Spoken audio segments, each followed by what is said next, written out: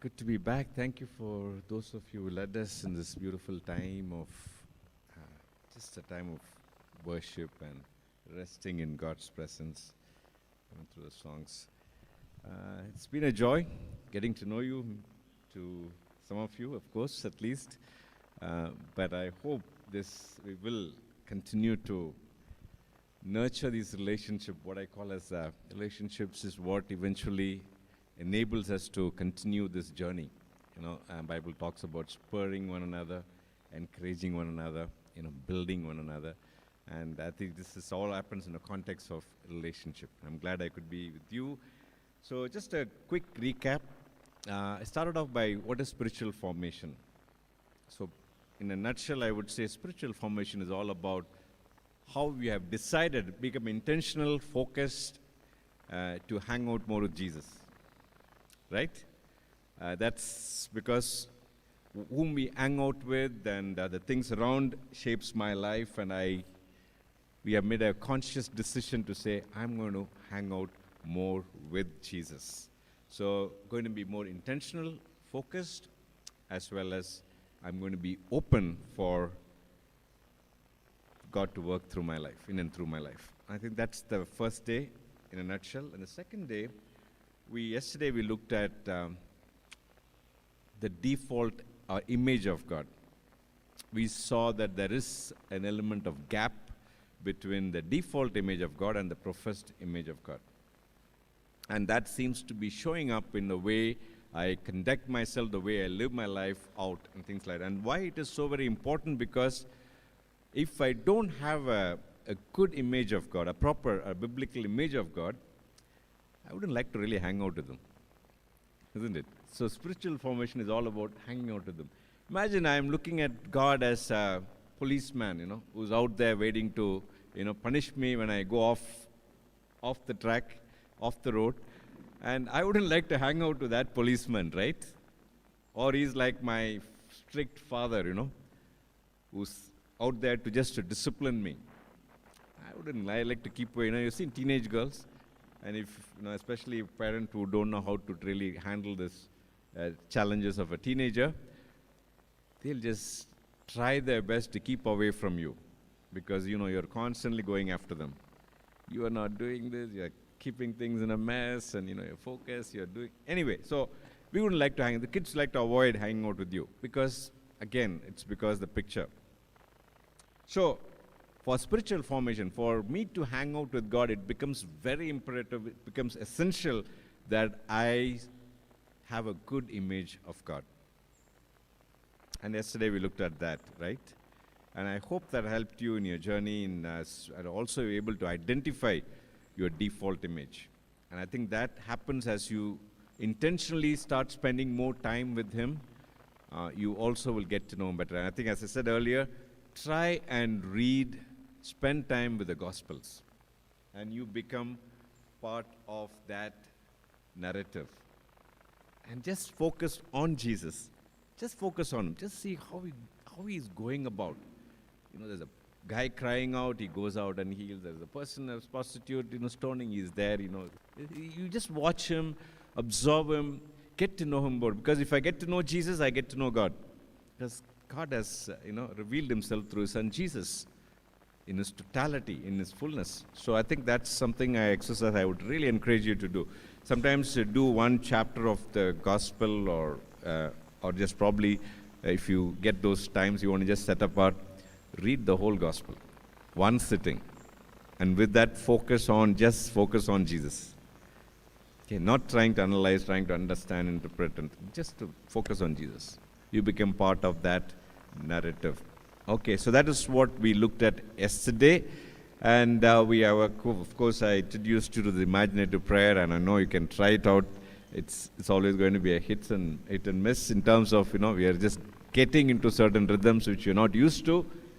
For example, when we go to God, we always just like to say things. We like to pray. We like to thank Him. We're going to praise Him. We're going to download all our concerns. That's how it is. But we never stop to listen to Him, right? We hardly have that rhythm of just sitting quietly before listening to Him. God, what do you want to speak to me? What do you want to say to me in this situation? Every situation, you can actually slowly incorporate those practices of silence, just sitting before God and asking God, speak to me. So these are rhythms we might have to work around, change as we move around. So today, this morning, this is very connected to what we looked at yesterday. Picture of God, and then comes this picture of myself. I think we need to have a firm grip over this reality of my picture of myself. You know, we see all around us, including myself, I would say people who have a warped or a toxic picture of themselves. I am not good enough. And that's a warped idea, picture we have of ourselves. Somewhere along the line, embedded within me the fact that I'm not good enough. You know why? Probably various reasons.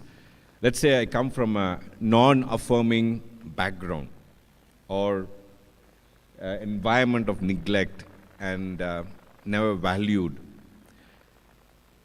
It's just going to grow in you as you get older. Somewhere along the line, that will continue to dictate your life and my life. Because somewhere along the line, the message which got across to you, you're not worthy, you're not valuable, you're not good enough. And that will start playing out. Even after I become a Christian, you might think, oh, I'm off it. No, you might be for a while, but then there are these realities which is constantly working, because that's what I have learned to believe in myself. This is who I am. These are belief system which we are not even aware of. And for some, it could go the other way around. For them, the whole idea is the whole world is revolving around them. They are the center of everything. Both warped idea, right? I'm sure you would have come across, probably you might. Yeah, I will show you a couple of pictures, just to highlight this. For some, we are in this loop. I am not good enough. I am unlovable. I need to prove myself. Right? While we are going through this, I want you to be also introspecting, looking within, see how you picture yourself. Or some of us are like this. I am the center of the universe. Life owes me. I must make the world conform to my needs. Everything revolves around me. For some, it could be a combination of both. Right? There are times there is this whole message of I'm not good enough. There are other times it is like everything revolves around me. The writer Annie Lamott, she says something like this. She suggests that many of us somehow manage to have both types of tapes playing in our heads in a very unhelpful mashup. Both I am not good enough and I am the center of the universe until we become. If I may paraphrase, Annie says, the piece of garbage the world revolves around. Very harsh words, though. Right? Don't like that, but that's what she says. Okay, the distorted and the toxic picture we have of ourselves, it's both, listen carefully, it's both a symptom and a malformation. It's an ongoing cause of it. So, spiritual Christian or Christian spiritual formation must take way to see ourselves very seriously. I think it just kind of mistake the way we see ourselves a lot more very seriously. Okay, now let me talk about an incident. 1960s, the British Mission Agency were concerned about what? Concerned that many of their missionaries are getting burnt out in the field. These missionaries were passionate, they are full of hope and zeal. They stepped out into this mission field, they went cross-cultural missions, soon became exhausted and bitter in their work. So they consulted one doctor, Dr. Lake. So this is what he says. This is his finding.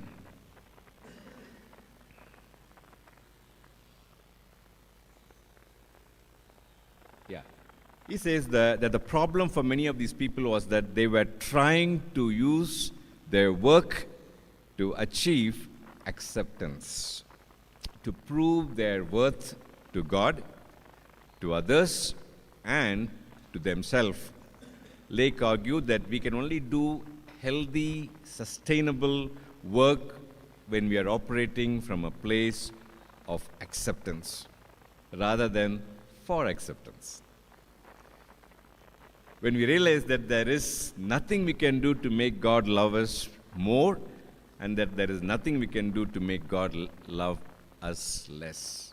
Very profound, isn't it? Only we can do healthy, sustainable work when we are operating from a place of acceptance rather than for acceptance. I think this is where all of us struggle, right? The problem of working for rather than from acceptance. It shows up everywhere. It shows up in my parenting, in my work, in our ministry, in our service. It just shows up. We are working to gain acceptance. I think that's where this beautiful picture which comes to my mind is that of Jesus washing the disciples' feet. Now, just before he did that, there's a lovely verse which says, knowing where he came from and where he is going back. Remember that? See, he was very clear, knowing where he came from, where he was going. He had no problem taking on a role of a servant, because here is somebody who is coming from a place of acceptance. So his service is flowing out of that place of acceptance. But most of us, unfortunately, I'm equally guilty as much, we try to serve even to gain acceptance. That's why you see so much of challenges we see in the churches, in leadership, across the board. Why? Because if I'm working to gain acceptance, if somebody don't acknowledge, don't appreciate, I'll get offended. Right? That's what happens in our daily life. Why is it we get offended? Because we are trying hard to gain acceptance. And when we don't get that, we do get offended. That is the problem here. Because if I'm going to be working to gain acceptance, I'm in trouble. And this happens in a context of musicians. There are plenty of musicians here, right? And if you, for example, if you have a team, it's very important for a team that none of them in the team have to come in the place where they have to prove themselves. Okay? If they are in a place where they are well accepted and they are there to serve the music, it becomes a lot easier.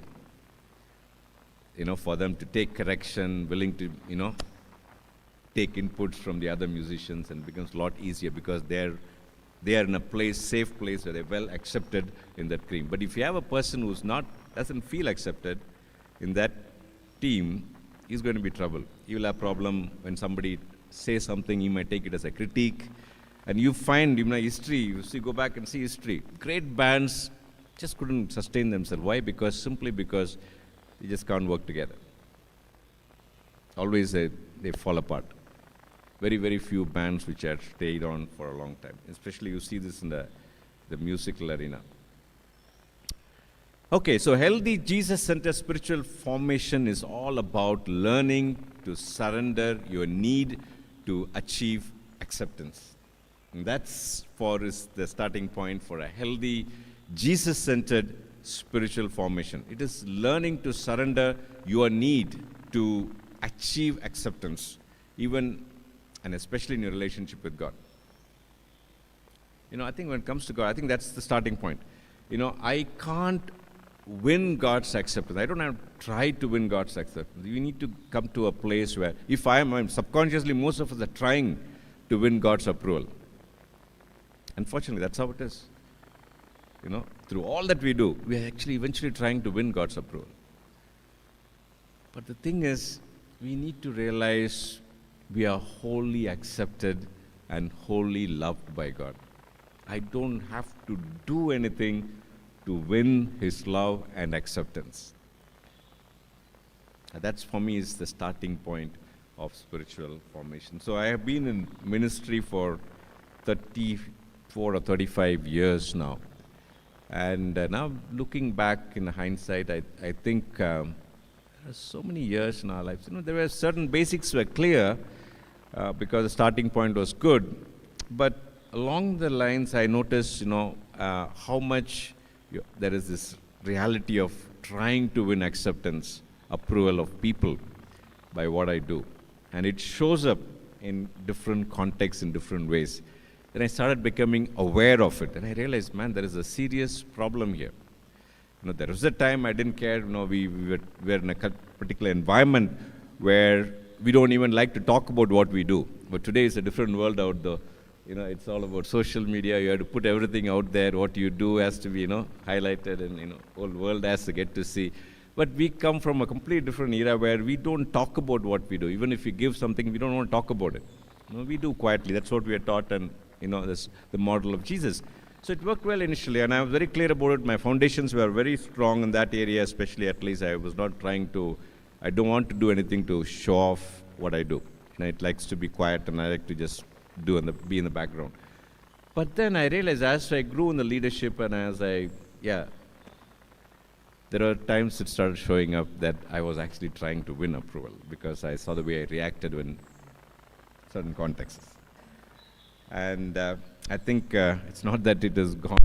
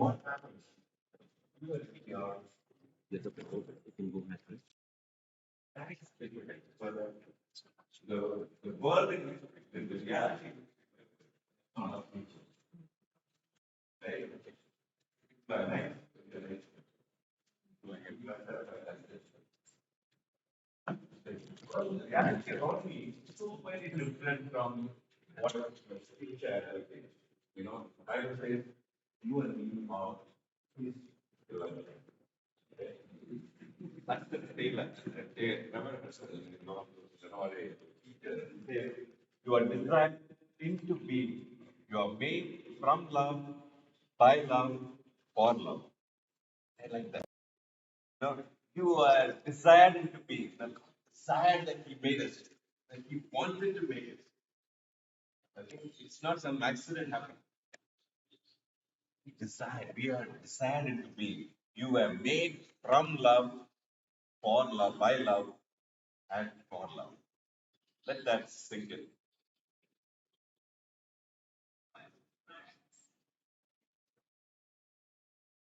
Just before Jesus started his ministry, so I can't move around much, right?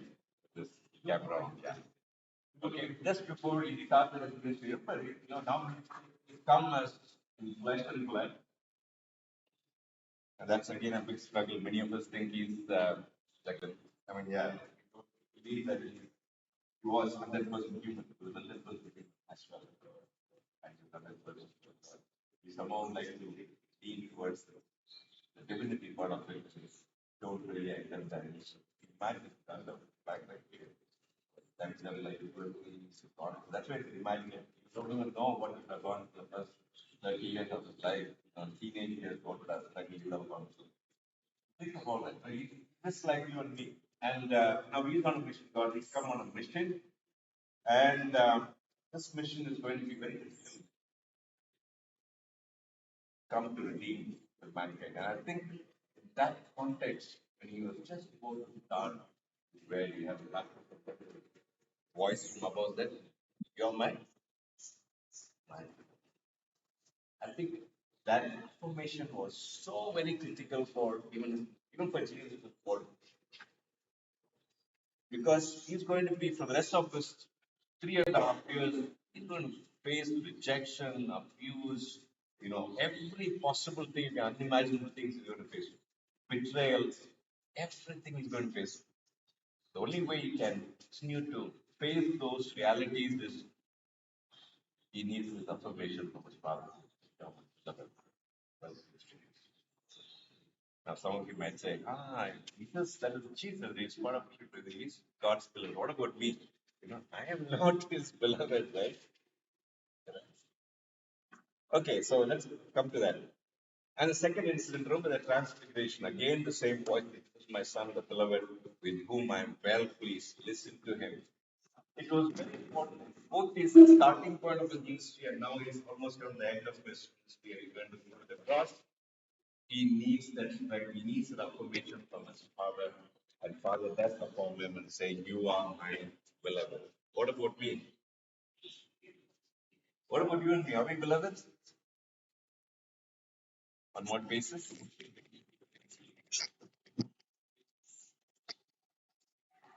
John 15:9. John actually is a brilliant book. John 15, John 17. These are all fantastic chapters. John 17. You probably might have spent a lot of time dwelling on that passage, chapter. As the Father has loved you, so have I loved you. So as Jesus was Father's beloved, he said, "You are my beloved."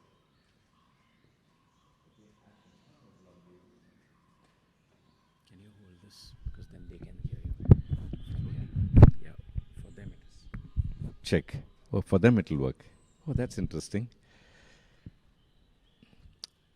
Okay, so we have to somewhere come to terms with the fact that the reality that I am God's beloved because that's what the Word of God says. Don't look at myself. Don't look at my own goof ups and think that I'm not good enough. But I think we need to look at the person who loves me saying, "You are my beloved. As the Father has loved you, I love you." So, the fundamental fact about you is that you are God's image bearer. Somebody who God loves deeply. Now, we have no problem accepting it, at least in theory, right? And that's the reason why the spiritual formation, spiritual disciplines will play a big role in continue. Because Jesus did that. If you see, periodically, he went away. In the midst of all this happenings, he fed the 5,000. The next thing he does, he goes away to a quiet place to be with his Father. Because he needs that periodic time with God, affirmation from God. And many times we don't carve out those times. That's why the discipline comes to play. The rule of life can really help in that front. Unless I create space for God to be with them in my busyness, I'll get lost in the world. Only these words which keeps telling you're not good enough. You know, you could do better. You're not performing well. You know, the company will talk about an appraisal. Every now and then they do this appraisal and say, oh, you're not good enough, 3-star, 2-star, whatever. So it is, those are things which will define me eventually. And we let the world to define me. And that's when we come to a place and say, I'm not good enough. Or somebody who's good will think everything revolves around me. Anyway, but I think if we can only create those spaces to be with them on a regular basis, probably that's a starting point. Okay, so the first truth, we have no problem in theory believing that we are His beloved, we are His image bearers, but the Bible also says you are deeply bent. Bent. Yeah. Yeah, like bent. I'm sure you use a different term here. We often say you are a sinner. No, I'm not using the word sinner. Bible also says we are all deeply bent. When I say that you are made from love, by love, for love, in other words, it is simply, when you use the word love, the love which is used there is agape. It's not any other word. Okay, every time these words are used, it's agape. So in other words, we are saying you are made from agape love, by agape love, for agape love. Agape love, is the highest form of love. Okay, the only love without any mixed motives. That's only love. Rest all loves have some motives. Okay?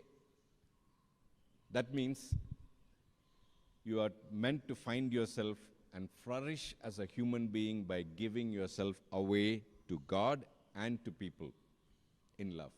Because that's what you're created for. That's what God the Father and Son did. Because they loved us, they gave themselves up completely. Each one of them, all God the Father, Son, and the Holy Spirit, gave themselves totally. Because that's ideally it should have been, right? If I've been created by this agape love, for agape love, that's the reason, purpose I'm created for. It has to show forth in my life. I need to give myself also completely to people. But that's where the problem is. That's where the sin entered. That's where things changed. Okay?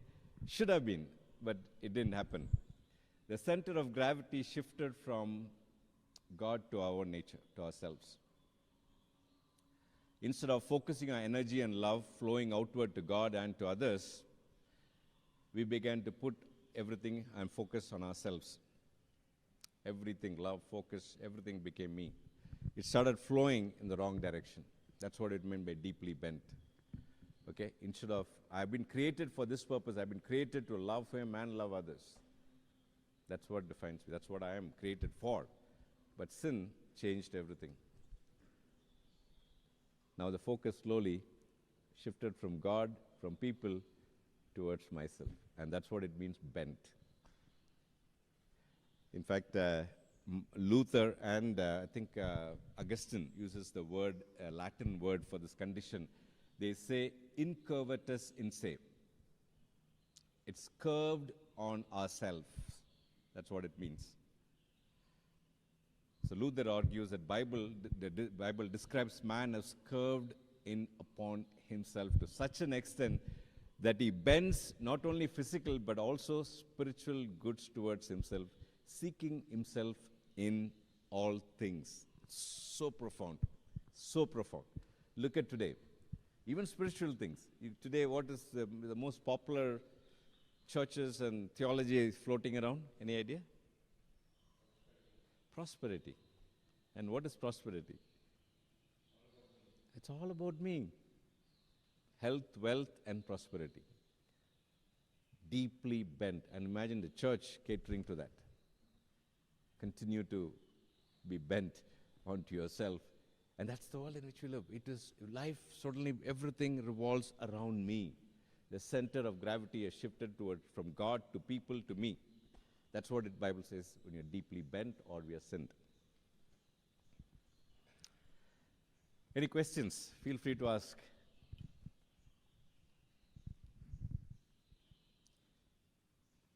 The world is thriving, isn't it? It is thriving, making us into needy consumers, right? more and more all to myself. I need more of this, more of that, more of that, even though I don't need it. I might actually need 2 or 3 shirts, right? Technically speaking, you look at it, I'll be wearing only those 3 shirts for every occasion. But I look at my cupboard and say there's so many shirts. So I tell my wife, I think, I don't know, sometimes it doesn't have, still I have not reached there, but I've done a little job I started. What I have not owned, because for example, in North India, if there are some of you from any of you from Delhi? Oh, from Delhi. Okay, you guys know Delhi well. Now, Delhi, winter, you have to pack all our summer clothes, put it up. So we have no summer clothes. I don't have any shorts now. I have to bring my shorts because everything has gone up.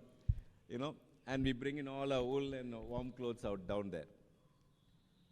So every time we do this exercise, I look at this summer clothes and I said, did I wear this shirt last year? I did not wear it all. Then why am I keeping it? Going up and down, it's going up, unnecessarily going up and down. Give it to somebody who can use it. But then the whole thing dawned on me, the fact that why in the first place I have so many shirts. Yeah, that's the irony of life, isn't it?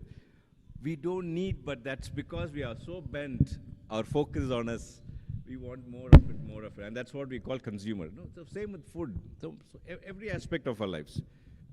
The world is also playing into it, exploiting this condition of man by making us fear needy consumers, right?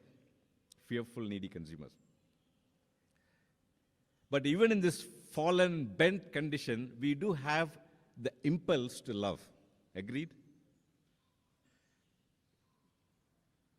But then, unfortunately, this love doesn't blossom into self-giving, unconditional, other-centered love. And I think this is the most tragic condition of the world, right? All of us, even in our fallen state, in our bent state, we still have the impulse to love people. That's why you see human relationships promises so much, but it becomes obsessive, possessive, and toxic, destructive and dependent.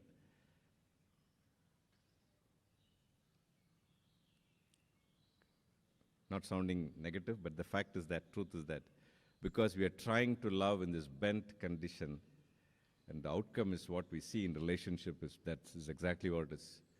We become obsessive, possessive, destructive, or codependent. I think something we need to ponder. And I've seen the classic example is marriage. I often quote that, it promised so much on the day of the wedding day. You see I watch every wedding. I conducted a few weddings. There's so much of joy and anticipation, excitement, so much of promise out there. Within 6 months, you see them coming there for serious problems, serious abuse. Why? Sometimes I wonder why, and I think that's the answer is here, lies right here. It's because we are still bent. And in that bent condition, in this somehow we are trying to, because there is deep within embedded, there is an impulse to love. But then, in that condition to love, the outcome is what we see. See, because we are incurvatus in se, we are curved in on ourselves. The only person who can uncurve me is the love of God. Yeah, that's the good news. Nothing else on this world. Yes, sir. Yeah.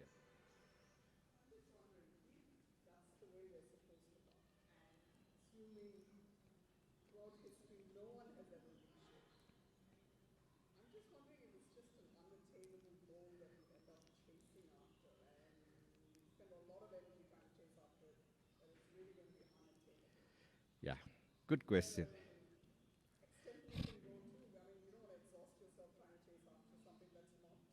Yeah. Good question. Now let me answer that. Okay, the question is, you are asking that it is an unattainable goal, right? That's how we are wired, so it is impossible to get to that place we can love the way the Bible talks about the agape love, right? If I'm okay? Capture it, right? Okay. Now, and as I thought it's a good question. Now let me explain this. That's why I said we are in this bent condition. When we try to love, the outcome is this is what we see. The outcome is most relationships are messed up, because of that. Because it's again self-focused. I'm not focused on the other person. I'm focused on myself.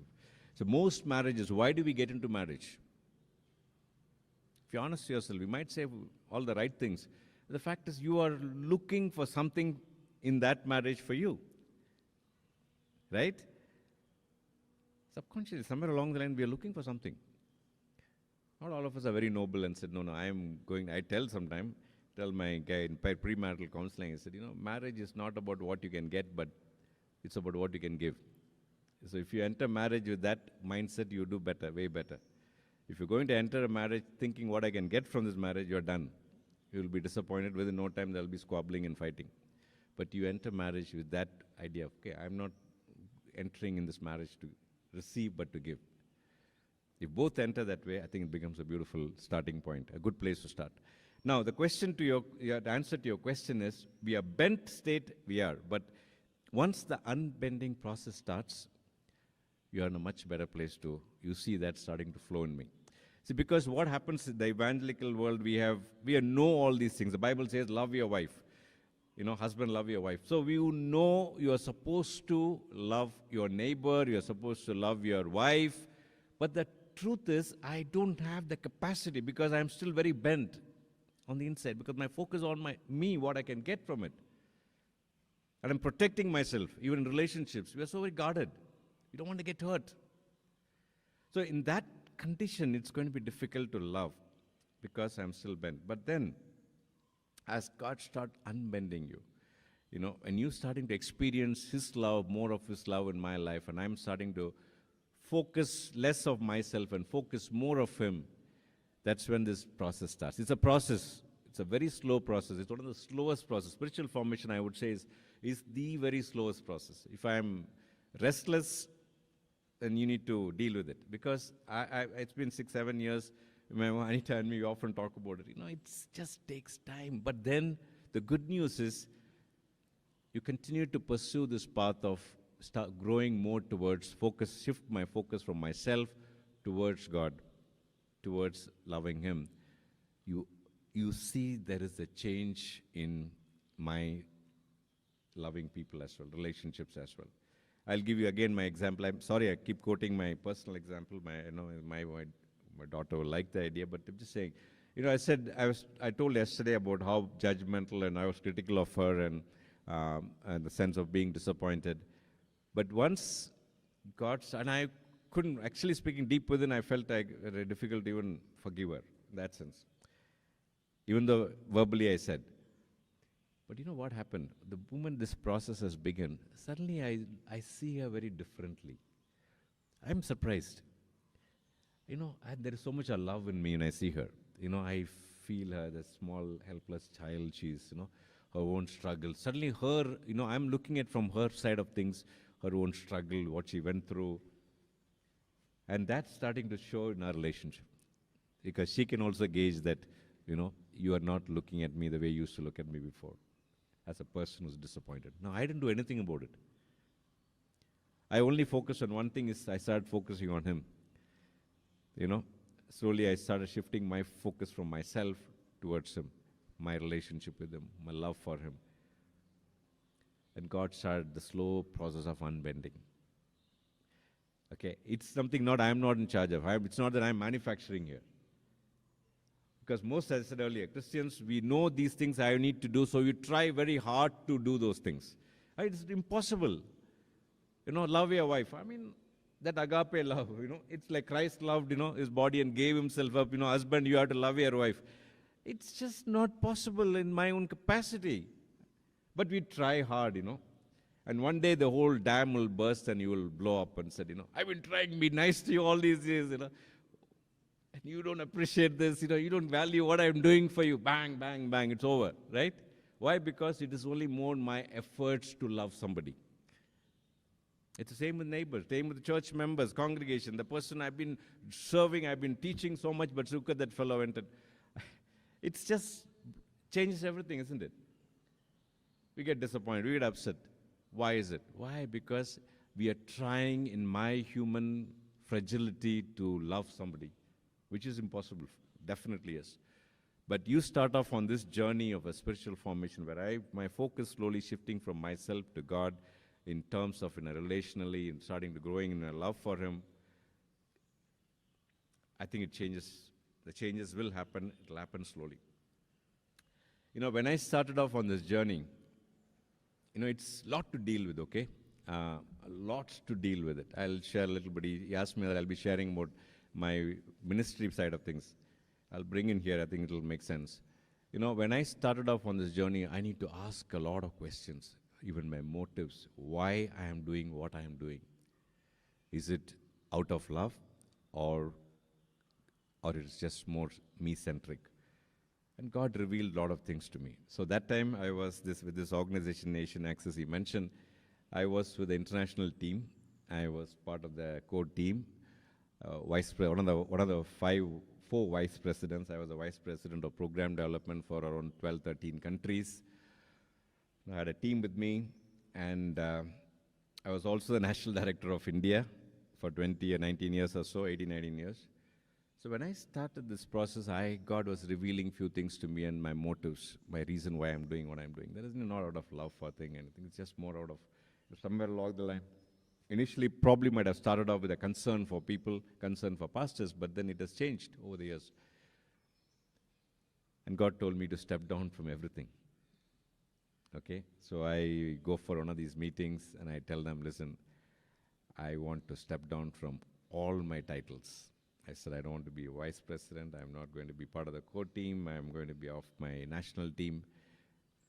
I will serve you. If you want me in any capacity, I will serve, but I don't need a positional leadership.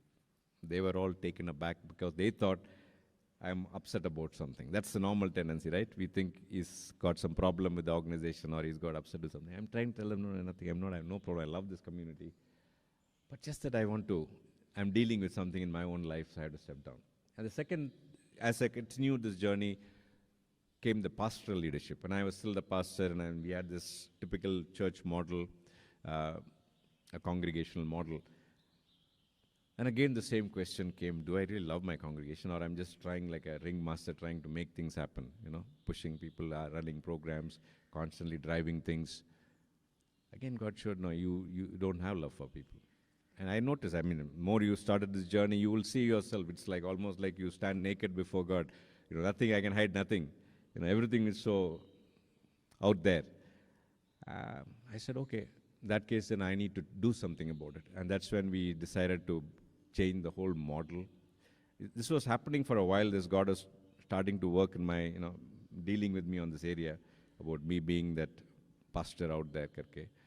And then gradually we decided, finally had the courage to do that. It's a pretty bold step because ours was one of the pretty well-known established church in Gurgaon, a decent-sized church. And to make that call is going to be difficult to say, we are going house church model.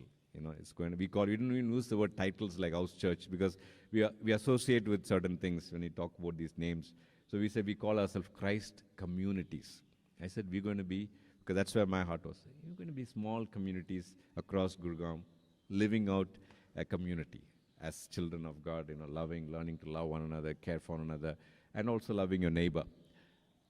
So when then started this process, and I told them that time, by 23, I'll completely be out of the scene, But I'll be there. I am there as part of the community to serve you in whatever capacity you want me to serve, but I'm not going to be calling the shots. So we dismantled the church. We had hired a long-term lease of a beautiful, nice place.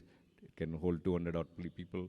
And we spent tons of money in probably the best of sound, the best of tech, the best of generators to air conditioning, central air conditioning, the works, carpeting. You name it. But it was heartbreaking that day. I had to stand there and watch when people came and took different. We just literally gave it to different ministries, take whatever, pay some amount and take it and go. So different ministries came, they're ripping this place apart, and I'm standing there. Tears in my eyes, but at the same time, the tears of joy. Because it's tough, but I think it had to be done. So there are tremendous changes you might have to make in our lives to pursue this journey with Jesus. Many times we want to be there, but we want to also experience Jesus. It doesn't happen that way. It's like Peter on the, no, you can't be in the boat and continue still say, I want to walk on the water.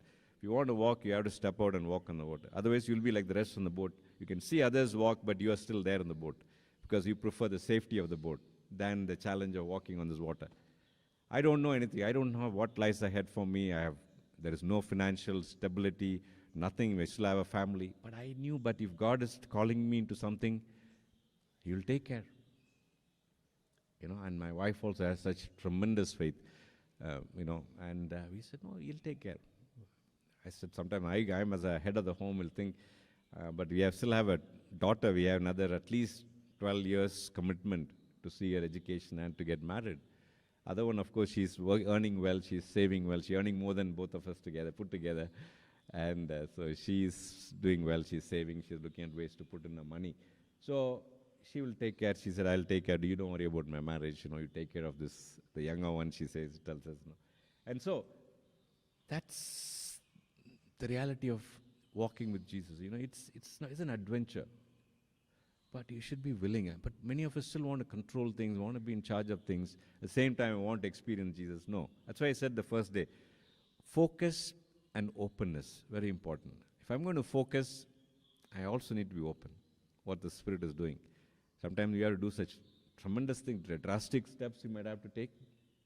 So be it. That's where our faith is going to be demonstrated. You're going to live out your faith. Otherwise, it's only knowledgeable faith. You know about all this stuff, but we don't really practice our faith. Okay, so this unbending process is a beautiful process, okay? Because God is powerful enough to unbend. We need God's love to, truly captivate us to such an extent that it begins to our focus shifts from myself to God. That's the only way it can happen. And I'm so consumed by His love, and I'm just so, enthralled by His love, and I think that's where I will see myself slowly shift. My focus will shift from me to Him. I know I'm not scaring you. So we need to cultivate openness to God, God's love. Sometimes we don't even allow His love into our lives.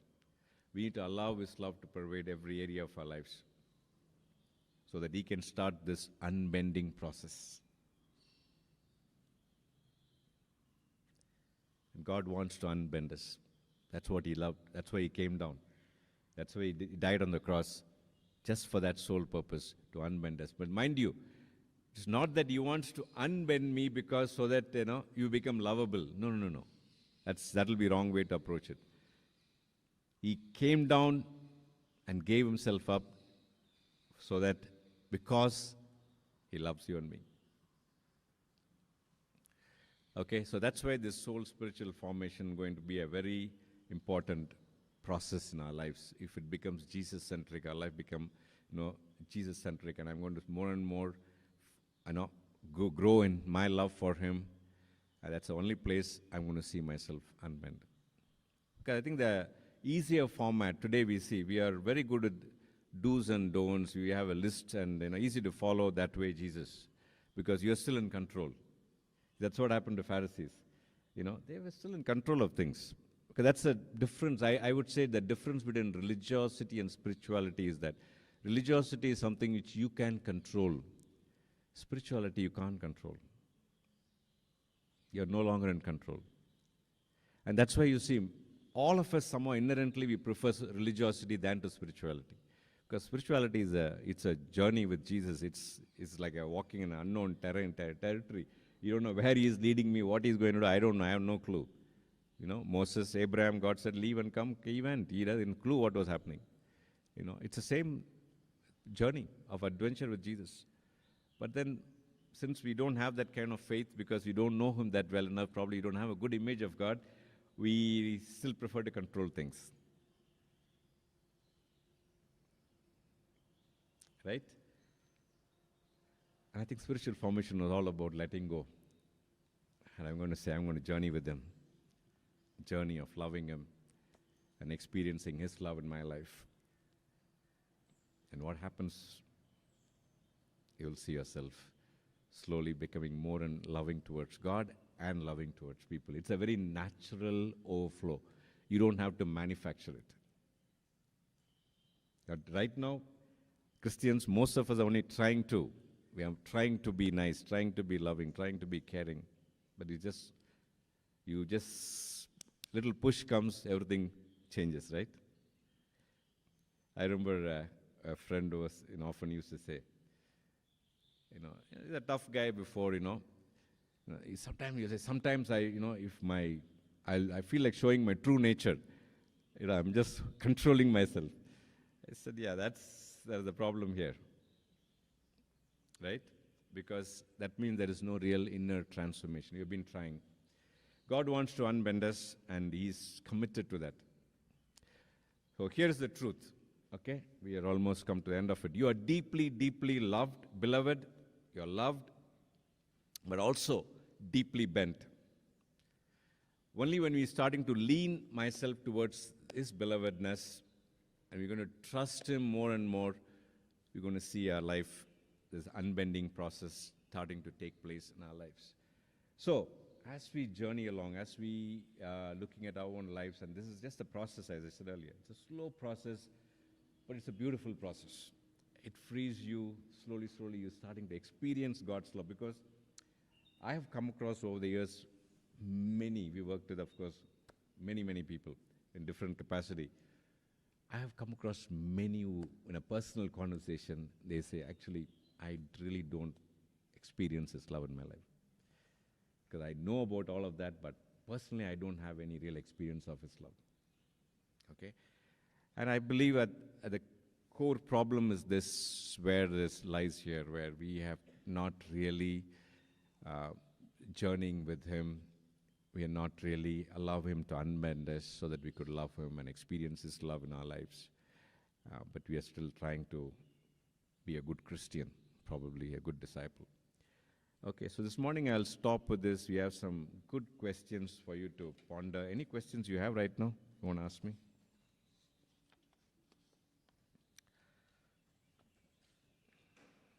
Okay, so the reflect, this page you will see what resonating, where do I feel resistance? Growing up, did you sense that you were fully accepted and loved as you were? Or was your acceptance based on your behavior? What effect did this have on you? See yourself. Did it rub off on how you treat others?